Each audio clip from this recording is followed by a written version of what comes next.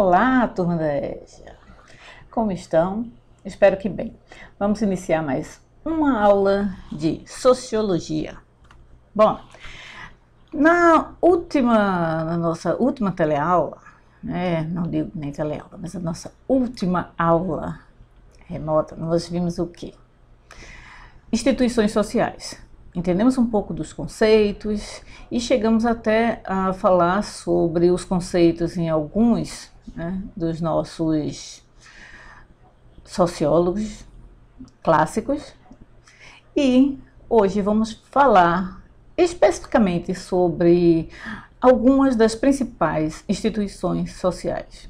Lógico, existem muito mais do que essas, mas nós vamos nos debruçar sobre 4 importantes instituições, que são a família, o Estado, a educação e a religião. Ou seja, família, Estado, escola, igreja.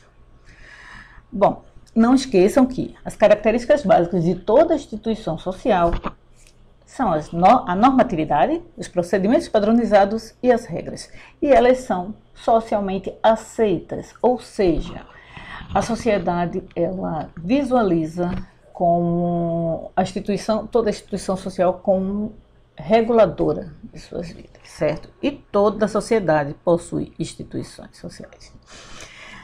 Também que toda instituição, por mais estranhas que possa imaginar, todas elas interferem ou são interdependentes umas das outras, de forma direta ou indireta. Como falei, vamos falar sobre essas 4 principais instituições. Primeiro, vamos falar sobre família, ou melhor, famílias. Sabe aquele agrupamento social cuja a estrutura é bem variada? Então, quando eu falo de família, quando eu falo da minha família, eu estou falando de um grupo social. Mas a gente, quando vai falar na amplitude da palavra família, nós estamos falando da instituição familiar. E a instituição familiar, ela existe em toda e qualquer sociedade. Você não vai achar nenhuma formação social humana sem a instituição família.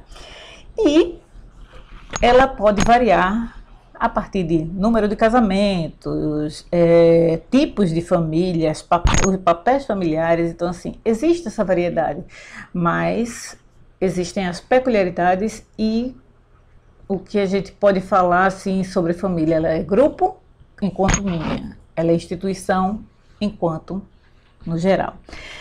Quanto ao número de casamentos? Bom, número de casamentos, a gente pode dizer que existe a monogamia e a poligamia. A monogamia, ela é a mais difundida nos países ocidentais, porém existem várias comunidades ainda onde existe a poligamia. Vamos falar sobre monogamia.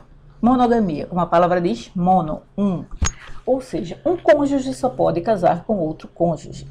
Mas, professor, e o MC Catra? Catra não era casado com 10 mulheres, Catra só casou com uma. O resto era aquela coisa assim, né? Vivia maritalmente, ele podia ter um harém, mas legalmente ele não podia, né? Porque ele morreu, não podia casar com mais de uma legalmente. E quando a gente fala de monogamia, a gente está falando da questão civil, da questão legal, tá? Como a poligamia. A poligamia, você é autorizado, Estado, pelo país, a ter mais do que um cônjuge. E isso se dá tanto para homem como para mulher. Poligamia existem 2 tipos, a poliandria e a poligenia. A poliandria vem poli de muitos e andros, que é de homem, é quando uma mulher pode ter mais de um marido, mais de 2, 3 ou 4. São poucas as sociedades que possuem ainda essa contextualização cultural, né, essa possibilidade. Porém, a poligenia, quando é poli, homem, a genia que vem da questão da mulher, ele pode casar com várias mulheres, é muito mais comum, difundido, principalmente assim nos países de religiões muçulmanas, né, na Índia também. Então, culturalmente é mais aceito. Eu não vejo muita lógica biológica nisso, mas é assim. A gente não contesta essa questão, não. Então, lembrem, famílias são diferentes quanto ao número de casamentos, que podem ser monogâmicos ou poligâmicos. Mono, um casamento apenas. Poli, vários casamentos, vários cônjuges. A poligamia pode ser poliandria ou poligenia, tá? Não esqueçam. E não esqueça assim, esse tipo de família. Quais são as formas de casamento? Os casamentos podem ser endogâmicos e exogâmicos. O que é endogamia? Vamos agora voltar à etimologia da palavra endo, é dentro. Exo, fora. Quando a gente fala de casamentos endogâmicos, nós estamos falando de casamentos que eram muito mais comuns antigamente e ainda são comuns em algumas culturas, onde o casamento tem que ser feito com o mesmo grupo social ou da mesma família. Isso no Egito era muito, né, difundido. Isso assim em Idade Média. Isso também foi uma das contribuições para o legado para entender as malformações genéticas que perpetuaram justamente por conta dos cruzamentos, onde irmãos casavam com irmãos e os seus descendentes geralmente nasciam com problemas genéticos. Mas isso não quer dizer que tem que ser somente quando a gente está falando de casamentos endogâmicos, que tem que ser dentro da família, mas pode ser também dentro do grupo social. Um exemplo é na Índia, que ainda existe o sistema de castas, pessoas que fazem parte de uma casta não casam, ou não é muito aceitável socialmente casar com pessoas de castas diferentes. Tá? Mas vamos trazer esse exemplo para aqui, para o Brasil. Vamos trazer esse exemplo para o Nordeste. Ainda hoje, principalmente no interior do nosso estado, né, interior de Pernambuco, muitas famílias ainda casam com primos. Né? Isso não deixa de ser um exemplo de um casamento endogâmico.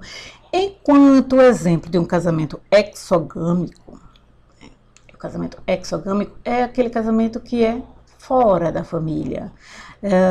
Pessoas, geralmente na nossa sociedade, a gente casa com pessoas que a gente nunca conheceu até os 20, 30, 40 anos de idade. Então, não existe nada pré-estabelecido. Tá claro essa parte, né? Então, você pode casar com qualquer pessoa, de qualquer família, de qualquer classe social, desde que o outro queira, né? De qualquer cor, raça, inclusive atualmente, de qualquer gênero. E quanto às funções da família? A família tem função sexual e reprodutiva, função educativa e função econômica. É a família, a função sexual e reprodutiva, porque na família há a reprodução de outras famílias, de outros seres. Então, assim, é a perpetuação da espécie. Né? Econômica. A partir da base familiar, o sujeito ele consegue, né, essas oportunidades futuras. Veja só, imagine que se seu pai, sua mãe, né, seu avô, avó, quem cuida de você, não lhe der condições de você estudar, não tem como você continuar nesse legado. Se você é uma criança, você só vai para a escola porque a família. E também não é somente essa questão da educação formal também, né?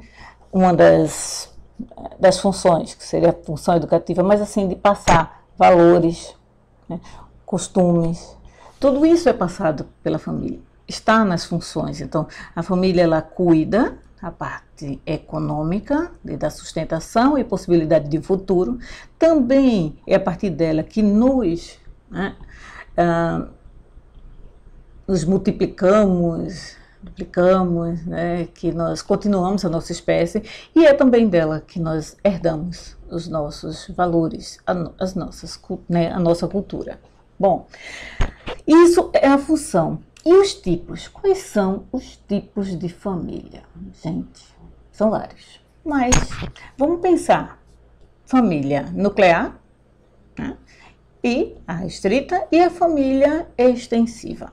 Quando a gente está falando de família nuclear, a gente está falando assim, realmente o núcleo. Pai, mãe, filhos. Ou pai e mãe sem filhos, né? Quando a gente está falando de família extensa, engloba o quê? Avô, avó, tio, primo. Então, assim, esses são, né, alguns tipos. Também existe, você pode ser família a partir de 3 situações, tá? Essas aqui é o que legalmente se vê como das funções de família. Funções não, no caso, as informações, né? Como elas se formam. Pode ser por consanguinidade, por matrimônio ou por adoção. Então, essas 3 formas você se torna família. Quando é consanguinidade, o próprio nome já diz, é chamado de família de sangue, parentesco, porque você tem o mesmo DNA, né? Isso não quer dizer que exista uma formação simplesmente porque você veio do indivíduo ou não, mas é família consanguínea, ok? A família matrimonial, ela se dá a partir do casamento. Um homem ou mulher nunca se viram na vida, um dia se encontram no Tinder, se casam ou não, resolvem morar junto, viram família a partir de um casamento. Família matrimonial, tá? Eu falei Tinder, mas pode ser Instagram, Facebook, né, correio de voz, até ir na rua, no shopping, na escola. Isso são, né, formas de pessoas que nunca se viram antes e quando se viram, se apaixonaram, resolveram casar.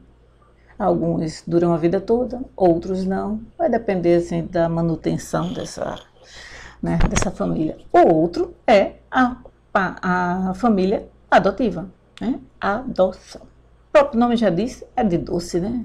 Você quer, você vai lá e você ama. Você não tem obrigação porque veio, você não tem um papel escrito, mas que você adota. Isso pode ser de um jeito formal ou não, porque assim, existem pessoas que são nossos amigos, mas que nós temos como irmãos. Existem pessoas que vivem em orfanatos, em abrigos, e eles se veem também e são, por que não, família. Porque família, né, na realidade, não é somente esse núcleo aqui que vocês estão vendo na tela. Família, pai, mãe, filhos, gato, cachorro. A família pode ser monoparental, quando só um cuida dos filhos, sendo mãe ou pai, monoparental. Geralmente é mãe, né, mas também tem famílias só, né, sustentadas ou lideradas apenas pelo pai. Família também é homem e mulher sem, né, filhos. É uma mãe com filhos, é um pai com filhos. São 2 mulheres com filhos. São 2 homens com filhos. Homem, mulher, homem com homem sem filhos. Bem, a única coisa que não pode faltar para ser família é amor. O resto é um detalhe. Mas família são formadas a partir dessas 3, né, que são família consanguínea, família por adoção, família por matrimônio. Família pode ter filhos, gato, cachorro, papagaio, periquito, pode não ter, pode só ser o casal, só não pode faltar amor. Uma outra instituição que a gente também deve se debruçar, estamos falando sobre ela, estamos nela, virtualmente ou não, mas assim, nós estamos na escola, né? E o que é a escola? Bom, O processo educativo, ele se dá pela educação formal, informal e não formal. Porém, o processo educativo, ele encontra nesses três nuances a sua aplicabilidade. Mas o que é a instituição educacional?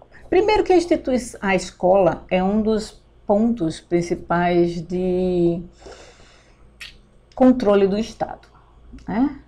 A escola dá as diretrizes, mas não somente isso, assim, mas como o cidadão deve se comportar na sociedade, os valores que ele deve receber, como ele também para uma formação profissional, né? Existe uma exigência, né, do mercado pela educação formal, por isso ela tem uma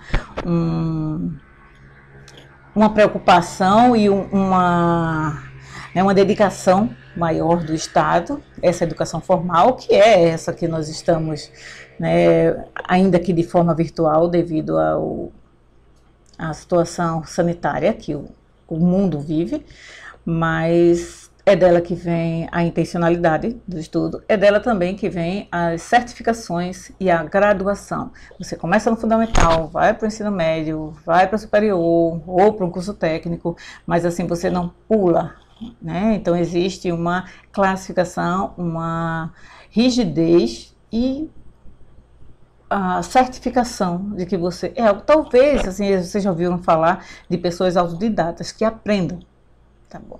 Que aprendam sozinha, e realmente existem. Existem gênios que não têm diploma nenhum. Porém, se esses gênios, vamos imaginar que um gênio desse saiba operar, né? Seja um médico, a partir de quê?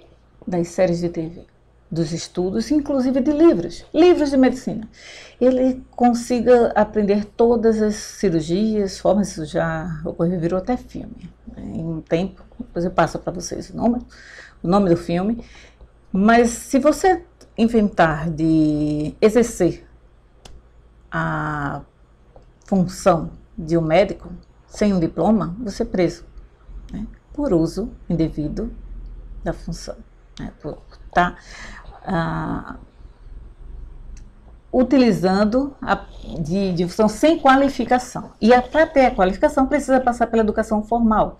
É esse modelo assim que nós conhecemos. A educação não formal é aquela educação que ela é passada, há uma intencionalidade sim, principalmente assim, a gente está vendo aqui um desenho que simboliza povos nativos, onde uma pessoa mais velha está contando, pode ser história, pode ser uma lenda, pode ser história do seu povo, para os mais novos, né, os curumins.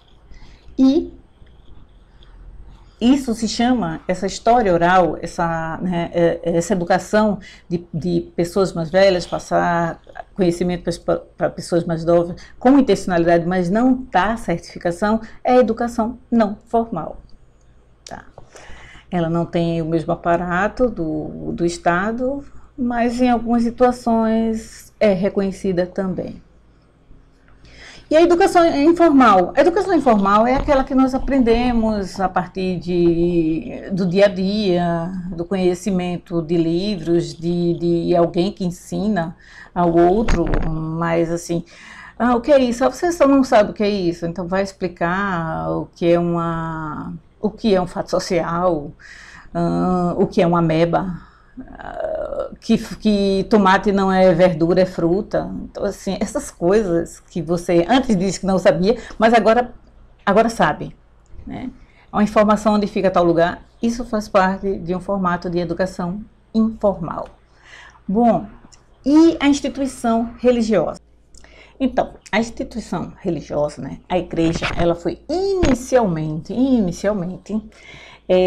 desenvolvida para o atendimento das necessidades, assim, não materiais, mas metafísicas, espirituais do indivíduo, né? Elas consistem, assim, em sofisticados sistemas de crença, sistema de crença, relações sociais, certo? Padrões de comportamento, rituais, símbolos, variados de contextos sociais, culturais, porém, Existe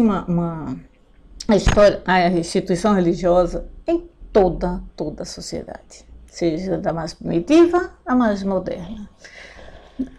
Mas a instituição religiosa, né? A religião, ela não só faz parte, mas é importante também para a manutenção de uma certa ordem social e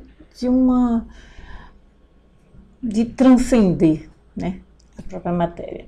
Ela desempenha, assim, uma função de fortalecer esses laços de coesão social e contribui também, segundo Durkheim, né, para a solidariedade social. E ela tem um forte poder, né, de coesão. Basta a gente, então, observar o cenário, né, atual, mas também observar que ela também causa rupturas e de observar, assim, grandes fatos na história que a instituição religiosa, a igreja, sempre se fez presente. Bom, os nossos clássicos, né, têm opiniões divergentes, diferenciadas quanto à instituição religiosa. Para Karl Marx, ela é o ópio do povo. Pessoas podem pensar o seguinte: porque ele é materialista, o que seria esse ópio? O ópio o atordoa, entorpece, né?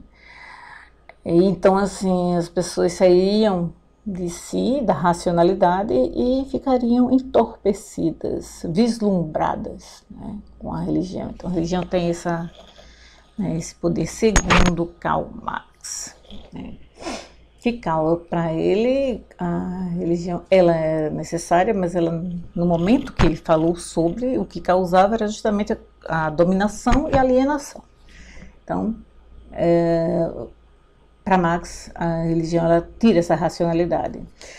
Já, né, é carregada de valores e preceitos para Weber. Weber, ele vê a instituição religiosa, né, o que a religião pode influir na dinâmica social, no desenvolvimento de uma sociedade, principalmente porque ele vem a partir dessa questão do desenvolvimento do capitalismo, do trabalho, né, onde ele cria uma dessas grandes obras, justamente a Ética Protestante e o Espírito Capital. E outra ideia é justamente que essas regras podem assumir, né, uma forma dogmática e geram efeitos sociais quando aplicados para princípios gerais. Quando fala assim de concepção de regras religiosas, né, nessa concepção de regras religiosas que pode assumir uma forma assim, dogma, é que o sujeito ele pode estar tão envolvido com a religiosidade dele que essa sua racionalidade ela não é positiva, né? Esses efeitos podem ser também danosos, como é o caso dos fundamentalistas religiosos. Esse era um dos pontos que a religião ela traz essa carga ainda não positiva, mas ela é altamente necessária. Um dos pontos é justamente assim, as nossas medidas, os nossos limites da nossa materialidade. O saber que vai morrer, a certeza e a esperança do além dessa morte. E a esperança de uma vida além dessa morte, né? Então precisamos dessa religação, né, com o céu, com o divino. Bom, isso dentro, claro, de uma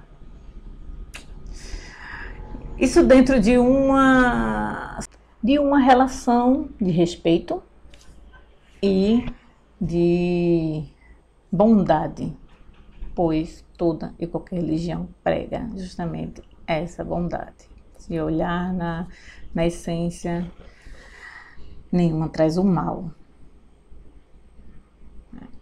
Bom, a outra instituição, e visto que uma das mais importantes é justamente o Estado. O Estado. Quem é o Estado? Aí eu trouxe aqui umas duas charges. Mas é justamente o Estado é a instituição mais forte, pode ser dita, não funciona só, necessita das outras instituições que colaborem com os seus projetos, mas é a organização política de toda e qualquer sociedade, tá? E quando a gente fala de Estado, não misturar Estado com governo. O governo é a gestão do Estado, né? Podemos definir dessa forma. Os governos passam, o Estado, né, permanece. Tem a capacidade, segundo Max Weber, de ser a única instituição que tem o uso legítimo da força. Única, dentro do limite territorial. Tá? E, mais importante, é agente de controle social. Ele que dita como ao comportamento do indivíduo, né? Como ele controla. Isso a gente pode pensar o seguinte: os limites das outras instituições também são sancionadas pelo Estado. O que é quais são as formas de casamento é permitido. Alguns estados controlam a natalidade, né, dos seus, quando eu falo estado, diga-se país, nações, mas assim, controla a natalidade dos indivíduos, onde só pode ter um ou dois filhos. Outros que incentivam né, a geração por conta do envelhecimento da população. Que também diz como a educação deve proceder, o que deve ensinar, né, como ela deve gerir. Trata da questão da estrutura econômica e da permanência dessas estruturas. Então, assim, o Estado, ele tem na sua dinâmica a questão do poder, de gerir de ter esse controle sobre a sociedade, né, de uma forma direta, de uma forma eficaz e permanente. Ele pode ser, como formas, né, de governo, ter a monarquia, a república, o parlamento e a democracia. No Brasil, em questão, nós possuímos uma forma de governo, quando chamamos de república democrática. Tá? Um formato de república, quando o poder é central, caracterizado, né, pela eletividade temporária e responsabilidade de governantes que são eleitos diretamente pelo povo, através de quê? Do voto, da democracia. Tá? Quanto à estrutura, o Estado, ele possui essas três estruturas, né? O legislativo, o executivo e o judiciário. O tripartite, né? São três poderes que devem funcionar de forma independente e né, respeitando os limites do outro. O poder legislativo é aquele que elabora as leis, né? Já o judiciário, ele aplica as leis, e o administrativo, o executivo, ele administra essas leis. Quem são esses? Por exemplo, os chefes. Vamos pensar. O chefe do executivo é o presidente da República. O chefe do legislativo é o presidente do Senado e o presidente da Câmara. E do judiciário, presidente do Poder Judiciário, então é o presidente do Supremo Tribunal Federal, ou o ministro, né, no caso, atualmente, empossado semana passada, é Fux,